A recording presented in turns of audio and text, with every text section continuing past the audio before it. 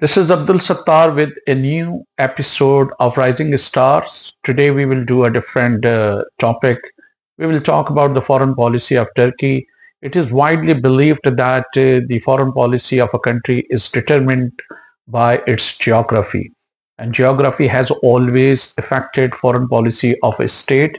In reality, if we look at the United States, one of the reasons as to why they have always been interested in the Middle East is oil, and naturally oil is closely connected to geography. In the same way, if you want to understand the importance of Pakistan or countries like Turkey, they are strategically they are located at an important junction, so that's why they have been given a lot of importance during the Cold War and all that. So let's talk about first Turkish geography, which is very important.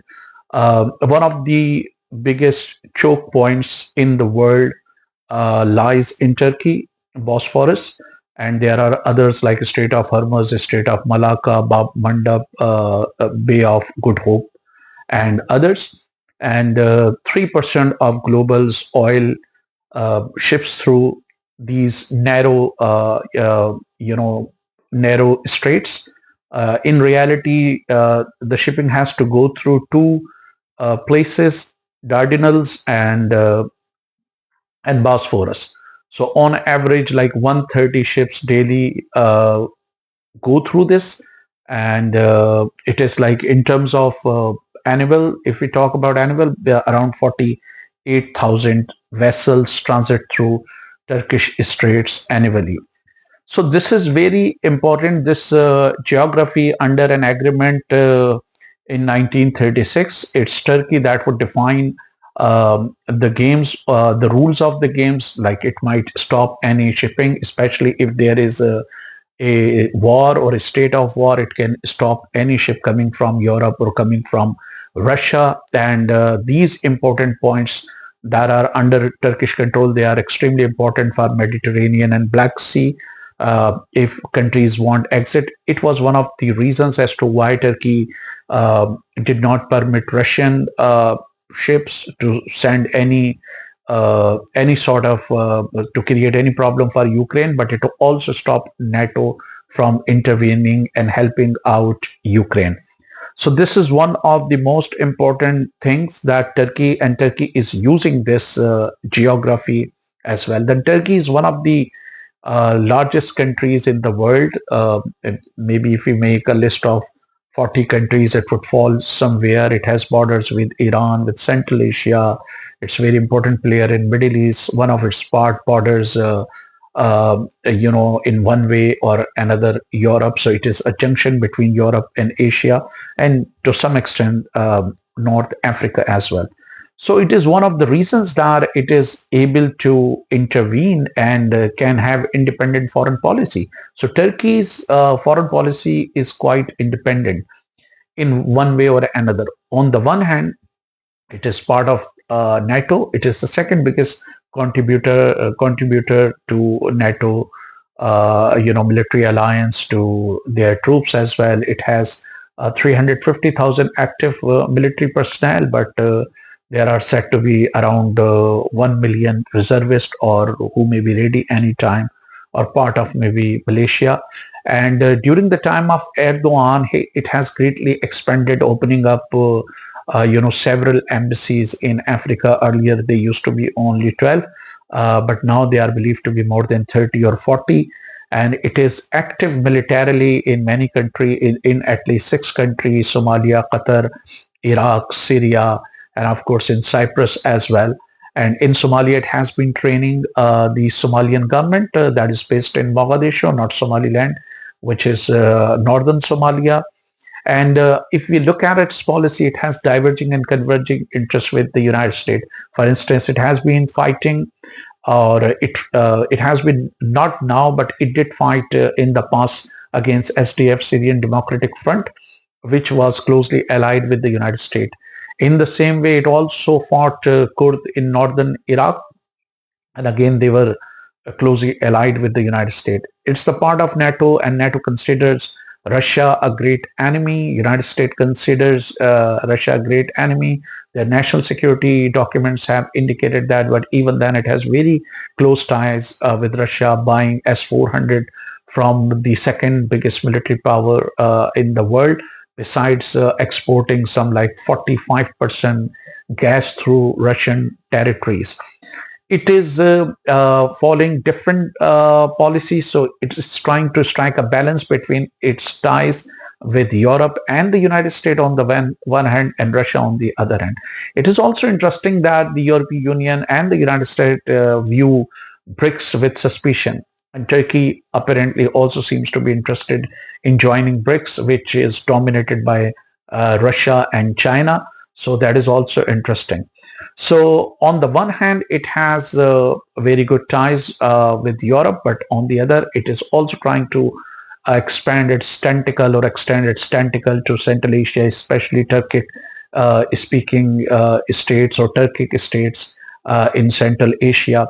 Now here it is, since Russia has already been busy in Ukraine, but in the past we have seen that Russia forced some Central Asian countries to reduce and finally eliminate American presence there. And now Turkey is trying to make inroads in Central Asia. So it has to be seen, while it's very close to Russia, and President Putin and Recep Tayyip Erdogan have very close ties.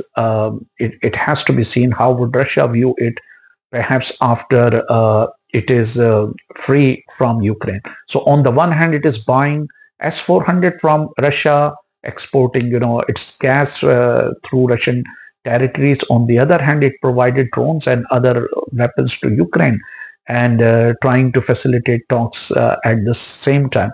So this is very important. On the one hand, so in Somalia, it has got uh, contradictory, conflicting interests, especially when it comes to UAE, the UAE, United Arab Emirates, which supports Somaliland, the separatist the people with separatist tendencies. There, Turkey is supporting southern Somalia or the government based in Mogadishu, which is internationally recognized too. So this combination is very important. And uh, I have told you about Africa, that they are trying to expand their tentacles. In Africa, they are trying to open up mosque and cultural center in Muslim countries. Turkey is also trying to emerge as a big power in the Muslim countries. It is also trying to become, it has its tentacles in Libya, and it has its influence in the Somalia, as I have already told you, and now it wants to play an important role in Syria. But of course, it doesn't have a lot of money, a lot of investment. So it is trying to hobnob or gang up with Middle Eastern countries, especially Saudi Arabia, so that it could prompt the Arab monarchies to, sort of make some investment in Syria. Um, because Ankara believes that Syrian government should be propped up so that no instability should be knocking at the door of Turkey. It also has very strange ties with India. On the one hand, it has very close tie with Pakistan, but Recep Tayyip Erdogan talked about Kashmir, which did not go down well with New Delhi, and New Delhi also views Turkey with suspicion. Now Turkey is also modernizing its weapons. It is also modernizing its military hardware, which indicates that it's trying to become not only a regional power but global power. But one of the missing point, of course, if it really wants to become a global power, it has to nuclearize itself. It has to acquire nuclear weapons, and it is to be seen if the United States could tolerate a country that is very close to Israel and has a sort of bitterness with Tel Aviv. So it has to be seen if United States would allow Turkey to have nuclear weapons. The same could be said about European Union, that would not want Turkey to have nuclear weapons. But if we look at the list of the countries uh, who have made it to permanent membership of the Security Council, like the UK, France, the United States, China, and Russia. They are all nuclear powers. So in the Middle East at the moment, only Israel is believed to have nuclear weapons, and this would not go down well.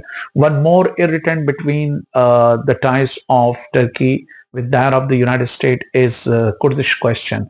So on Kurdish question, Turkey believes that Israel has been trying to balkanize, Middle East in a way that it's trying to create a small state. Especially Tel Aviv is interested in creating a Kurdish state that might act as a vessel for Tel Aviv, and Turkey views it with suspicion and consider it a national security threat, because if there is a Kurdish state in Iraq, it's going to threaten Turkey's interest in Syria and elsewhere in Turkey as well. Turkey has managed to snuff out the insurgency of Kurdistan Workers' Party that was designated as terrorist by some countries in the world, including Turkey.